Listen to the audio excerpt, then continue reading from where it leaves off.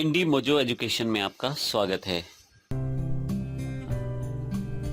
Excel में हमारे पास सबसे पहली जो टैब अवेलेबल है उसका नाम है होम टैब। होम टैब में अगर आप देखें तो हमारे पास काफ़ी सारे ग्रुप्स अवेलेबल हैं, क्लिपबोर्ड, फॉन्ट, अलाइनमेंट से लेकर एडिटिंग तक।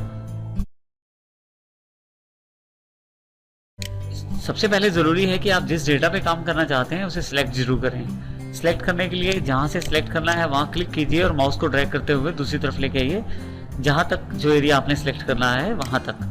देखिए, ज़रूरी है जानना कि जो जहाँ से आपने सिलेक्ट करना शुरू किया था उस जगह वाइट स्पेस है, यानी कि वाइट सेल है, बाकी सेल्स ब्लू कलर में है, हल्के ब्लू कलर में, जिससे पता लगता है कि कहाँ से आपने शुरू किया था और कितना एरिया आपका सिलेक्टेड है।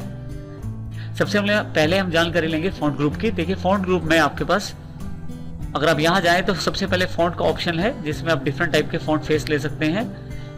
ये छोटा सा जो बटन दिखाई दे रहा है इसे ड्रॉप डाउन बॉक्स कहते हैं। यहाँ क्लिक करें तो काफ़ी सारे ऑप्शंस आपके पास अवेलेबल हो जाएंगे फॉन्ट से रिलेटेड। जैसा फॉन्ट आप चाहते हैं वैसा फॉन्ट आप ले सकते हैं। फॉन्ट किस प्रकार का है वो जानकारी आपको ये फॉन्ट फेस वाला ड्रॉप डाउन बॉक्स तो दे ही रहा है। इसके साथ अगर आप अपने डेटा की तरफ देखें तो वो भी फॉन्ट के अनुसार अपना स्टाइल चेंज कर रहा है। तो जैसा फॉन्ट आप चाहते हैं वैसा लेके ओके कर दीजिए। इसके साथ ही दूसरा जो बॉक्स है वो फॉन्ट साइज का है। ड्रॉप डाउन बॉक्स पे क्लिक करें और जैसा साइज आप जितना बड़ा चाहते हैं फॉन्ट का उस पर क्लिक कर दें, वो फॉन्ट साइज अवेलेबल हो जाएगा। तीसरा ग्रो फॉन्ट साइज यानी कि इंक्रीज फॉन्ट साइज, यहाँ से आप क्लिक करके अपना फॉन्ट साइज बढ़ा सकते हैं और यहाँ से कम कर सकते हैं। ध्यान दें, जो फॉन्ट साइज का बॉक्स है वहाँ भी साइज बढ़ाते या घटाते हैं तो वहाँ भी ये परिवर्तन देखने को मिलता है। इसके अलावा हमारे पास बी जो कि बोल्ड को प्रदर्शित करता है, बी पे क्लिक करें तो हमारे जो डेटा या टेक्स्ट है वो बोल्ड हो जाएगा। इस तरह से इटैलिक, जिससे टेढ़ा अक्षर हो जाएंगे थोड़े से, और यू से नीचे उनके नीचे लाइन अवेलेबल हो जाएगी। आप चाहे तो यहीं से इन्हें ऑफ भी कर सकते हैं दोबारा क्लिक करके।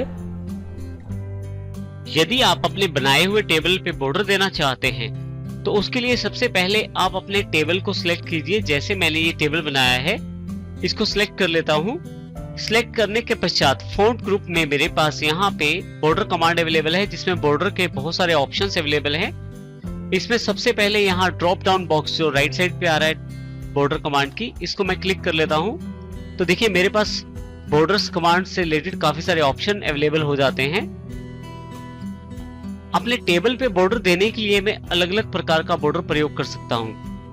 इसमें यदि आप केवल एक तरफ बॉर्डर देना चाहते हैं तो ऊपर के बॉर्डर्स का प्रयोग कर सकते हैं, जैसे बॉटम बॉर्डर, नीचे की तरफ एक लाइन आ जाएगी बॉर्डर में, टॉप बॉर्डर, ऊपर की तरफ एक लाइन आ जाएगी, लेफ्ट बॉर्डर या राइट बॉर्डर। इस तरह से आप इनका चुनाव कर सकते हैं यदि आप किसी भी एक तरफ लाइन देना चाहते हैं।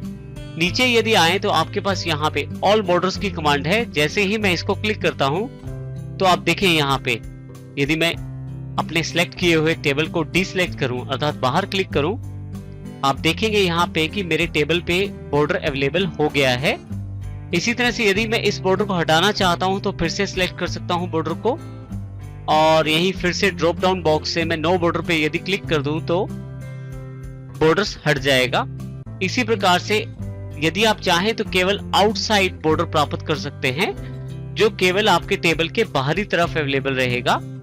इसी तरह से थिक बॉक्स बॉर्डर भी आप प्राप्त कर सकते हैं जो एक मोटा बॉर्डर रहेगा आपके टेबल के बाहर की तरफ। यदि मैं इसे क्लिक करूं तो आप देखें यहाँ पे बाहर की तरफ ये बॉर्डर अवेलेबल हो गया है जो कि थिक बॉर्डर के रूप में अवेलेबल है। यदि मैं इसे हटाना चाहता हूं तो फिर से सिलेक्ट कर लेता हूं और ड्रॉप डाउन बॉक्स से मैं नो बॉर्डर पे सिलेक्ट कर देता हूं। तो देखिए अब ये बॉर्डर हट गया है। इसी के साथ साथ फिर से सिलेक्ट करने के बाद नीचे भी काफी तरह के बॉर्डर अवेलेबल है, जैसे थिक बॉटम बॉर्डर, नीचे की तरफ थिक एक बॉटम बॉर्डर अवेलेबल हो जाएगा, टॉप और बॉटम बॉर्डर, ऊपर और नीचे की तरफ बॉर्डर अवेलेबल होगा, और top and thick bottom border, ऊपर टॉप बॉर्डर और नीचे एक थिक बॉटम बॉर्डर अवेलेबल हो जाएगा। और यहाँ पे top and double bottom border भी है जिसमें ऊपर की तरफ टॉप की तरफ सिंगल लाइन और नीचे की तरफ डबल बॉटम बॉर्डर में दो लाइनें अवेलेबल हो जाएंगी। इस प्रकार से इन बॉर्डर ऑप्शंस का प्रयोग कर सकता हूं मैं। अगर आप ध्यान दें तो यहाँ पे जितने भी ग्रिड्स हैं बाय डिफॉल्ट ये हमारे पास, अगर इसे प्रिंट निकालते हैं तो विद प्रिंटिंग में ये ग्रिड्स नहीं आती जो पिछली तरफ दिखाई दे रही हैं। अगर आप चाहते हैं ये ग्रिड्स दिखाई दें तो सिलेक्ट करके आपको टेबल के साथ बॉर्डर देना जरूरी हो जाता है। अगर आप बॉर्डर देंगे तो आपके जो ये टेक्स्ट बॉर्डर है, यानी कि ये जो ग्रिड्स अब बनाई है आपने ब्लैक कलर वाली, ये सारी ग्रिड्स वहाँ प्रिंटिंग में भी आएंगी, बाकी कुछ प्रिंटिंग में नहीं आ पाएगा। अगर आप चाहते हैं बॉर्डर हटाना तो यहाँ क्लिक करके नो बॉर्डर पे क्लिक कर दीजिए। बॉर्डर के काफी सारे स्टाइल अवेलेबल हैं, आप किसी भी तरह का बॉर्डर स्टाइल यूज कर सकते हैं। अभी मैं इसे नो बॉर्डर यूज कर रहा हूँ। सिलेक्ट करके अगर हम यहाँ पे थिक बॉर्डर आउटसाइड कर दें तो सिर्फ बाहर वाली साइड एक थिक बॉर्डर आ जाएगा, नहीं चाहिए तो हम यहाँ से इसे नो बॉर्डर पे क्लिक करके ऑफ भी कर सकते हैं।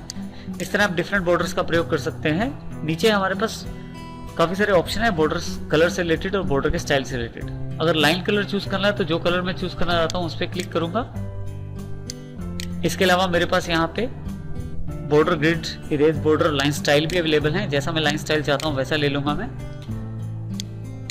इसके पश्चात ऑल बॉर्डर पे जैसे ही मैं क्लिक करूंगा तो देखिए बॉर्डर उस स्टाइल और उस ग्रिड में अवेलेबल हो जाएगा जिस स्टाइल और ग्रिड को मैंने लिया था। अगर आप चाहें तो ड्रा ग्रिड से आप बॉर्डर ड्रॉ भी कर सकते हैं। ड्रा बॉर्डर ग्रिड पे क्लिक कीजिए,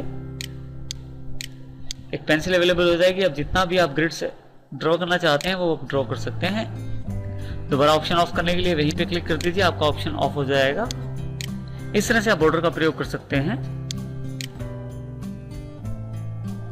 किसी भी कमांड को अंडू करने के लिए आपके पास ऑप्शन होता है कीबोर्ड पे कंट्रोल और उसके साथ Z। तो मैं कंट्रोल और Z का प्रयोग करके अपने डेटा को एक सिंपल रूप में ले आता हूं जैसे कि मेरे पास पहले अवेलेबल था। ये देखिए मेरे पास डेटा नॉर्मल फॉर्मेट में अवेलेबल हो गया है।